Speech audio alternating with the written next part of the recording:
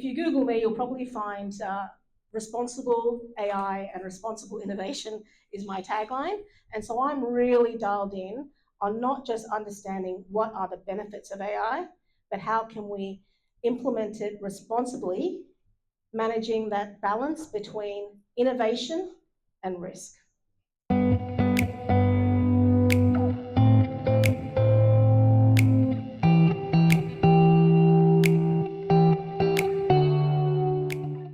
Some of the platforms that already have started to embed AI are things like Monday.com, Asana, and Atlassian. These software delivery kind of tools are the ones that have been first and quick to adopt AI in decision making, in task management. You can take a photo of your writing of certain tasks and you can create the tickets in Jira, for example. Then we have the AI native platforms. A brand new one called Tara AI. I created an account and it just kind of blew my mind how easy it was to create tasks. But in terms of the decisions, I was worried about where is the training data coming from in terms of decision making on allocating tasks and also resource utilization. Companies like Relevance AI, which is an Australian startup from a couple of years ago, they specialize in building low-code agents and providing an environment for you to build your own custom agents. And when I checked on there a couple of days ago, there was a project manager AI agent. So I thought, okay, job done. We can all go home. Not really.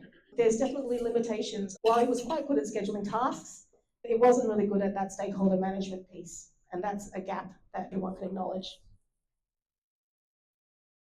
Okay, so we talked a little bit about some of the benefits: efficiency, data-driven decision-making, enhanced collaboration and visibility.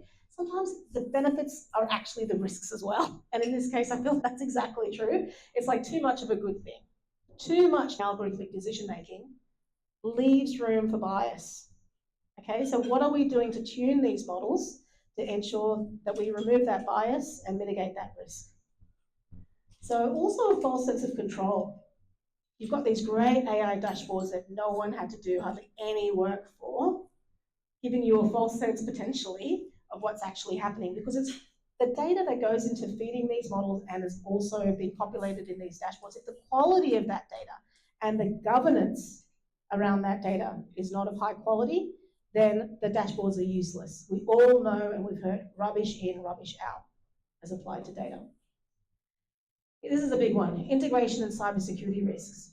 So coming up with your own foundation model might cost you a few billion dollars. So we have to deal with third parties.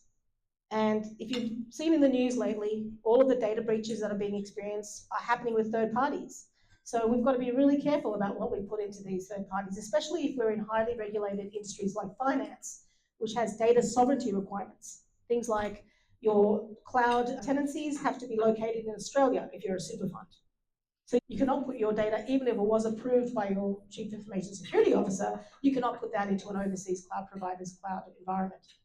Cybersecurity third-party breaches is a huge issue, and using third parties means that you have to increase the processes that you have around managing that relationship and maintaining their security standards. So not only do you have to attest to your own internal security standards, but that third-party risk management, which is increasing every day with regulations like SOCI, Security of Critical Infrastructure, CPS 230, Operational Resilience from APRA, is requiring you to know more about your third and fourth parties.